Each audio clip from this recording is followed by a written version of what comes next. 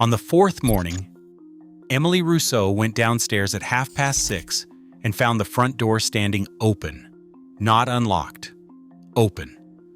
About 30 centimeters with the morning air coming through it, in a house she was staying in as a guest, in a town she did not know, in a country she had been raised to think of as dangerous. She woke her husband. Thomas came down in a state of some alarm, and the two of them stood in the hallway conducting a whispered argument in French about whether somebody had been in the house, and it was resolved about 90 seconds later when their host came through from the kitchen with a coffee and said good morning. He had opened it. He had opened it because the morning was pleasant. Thomas asked him, as carefully as he could manage in his second language, whether he was not worried. Their host thought about the question for a moment, in a way that suggested he had genuinely not considered it before, and said no, not really. The Rousseaus are from Lyon. They had come to a town in rural Vermont because Thomas's sister had married an American, and this was where the family was, and they had been braced for the visit. In a way they were slightly ashamed of afterward. Emily is honest about the preparation she had done. She had read about what to do if there was an active shooter. She had privately decided that the children would not be out of sight. She had, in the airport, put a small amount of cash in a separate pocket in case of a robbery, because that was a thing she had absorbed from somewhere and had never questioned.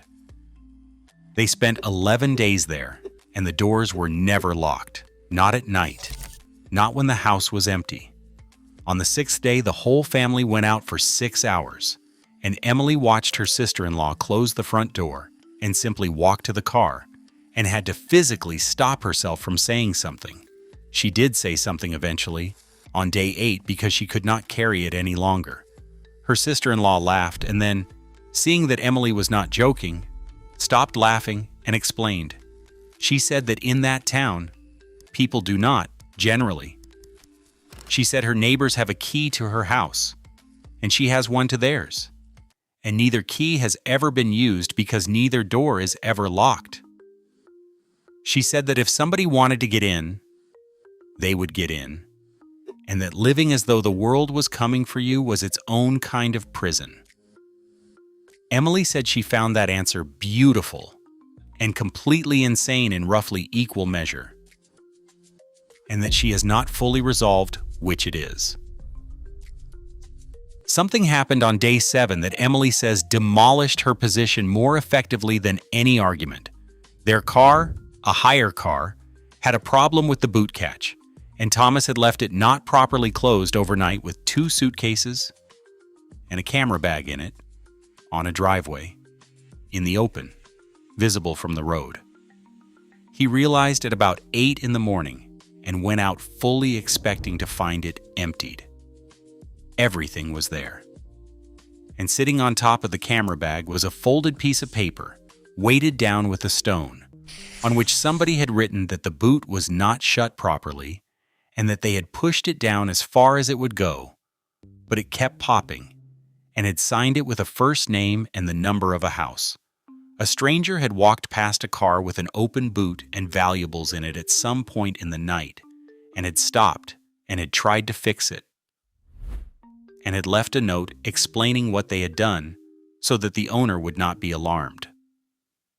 Thomas stood on a driveway in Vermont holding a piece of paper, and by his own account, felt something close to shame. Because his first thought on seeing the boot open had not been that somebody might have helped. It had not occurred to him as a possibility. The full range of outcomes his mind had produced ran from theft to vandalism, and stopped there. He said the note did not tell him anything about Vermont that he had not already been told. It told him something about himself, which is that he had been in that house for a week, had been shown nothing but kindness, and had still, on the evidence of one open boot, assumed the worst about everyone within walking distance. Now, some actual numbers, because this is the one part of the story where impressions are not enough, and where being sloppy would be genuinely misleading. Americans who live in rural areas do lock their doors less. In one survey, 14% of rural residents said they do not lock up when they leave the house. Compared with about 5% of city dwellers, 6% of suburbanites, and 7% of people in towns. So the behavior the Rousseaus encountered is real, and it is regional rather than universal. The underlying safety picture supports it, up to a point, and the point matters. Crime victimization data does show rural areas as considerably safer than urban ones on the measures people worry about most. In one recent year, violent victimization ran at around 11 per 1,000 people aged 12 and over in rural settings, against roughly 25 per 1,000 in urban ones.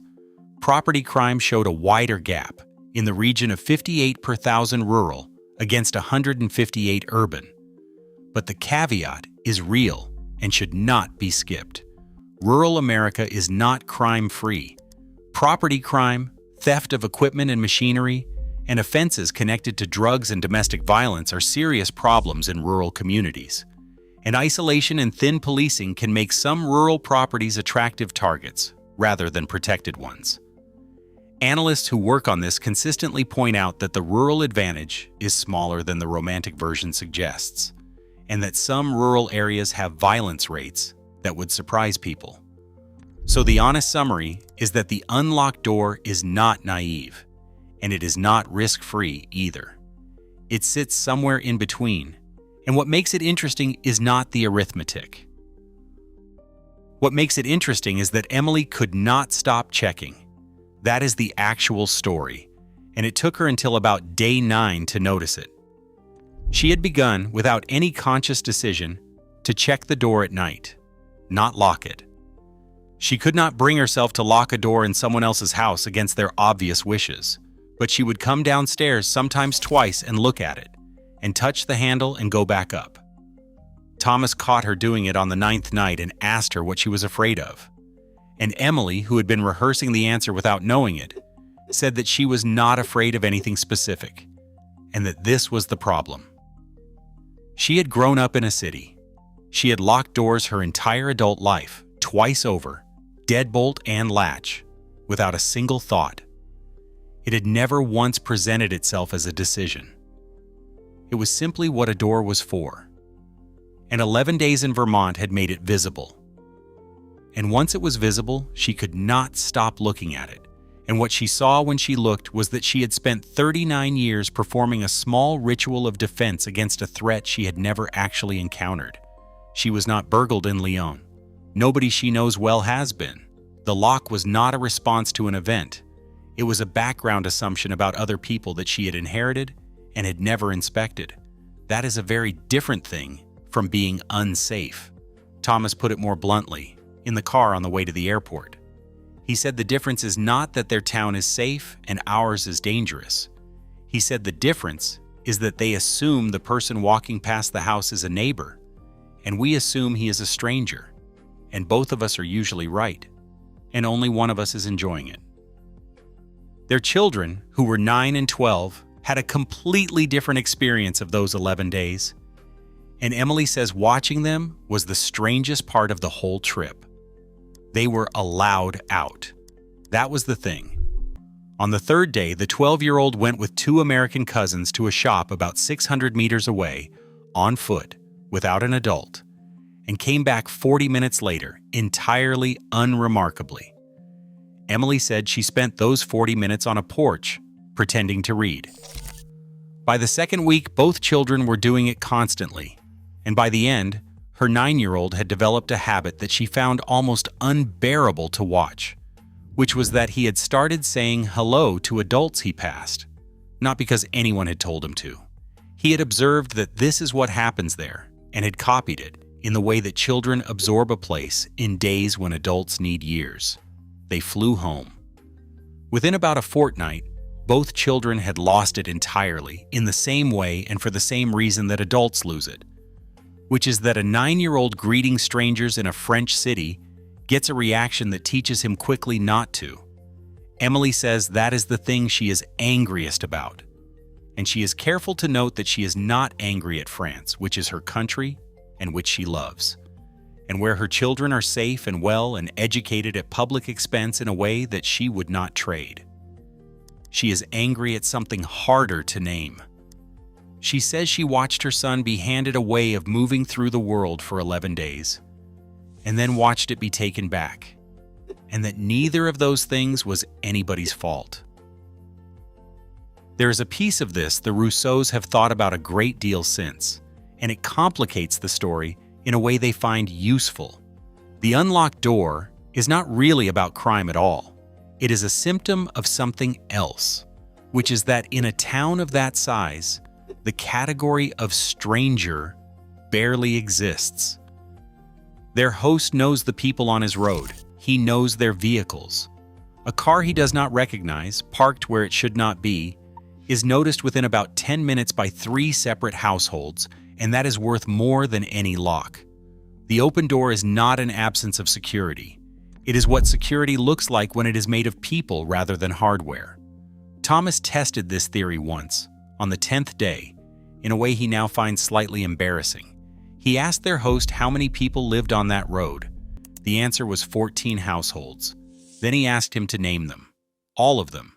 Their host did it in under a minute, including the surnames, including which of them had moved in most recently, which was 6 years ago, and including an aside about a dispute over a fence that Thomas had not asked about and that took a further 4 minutes.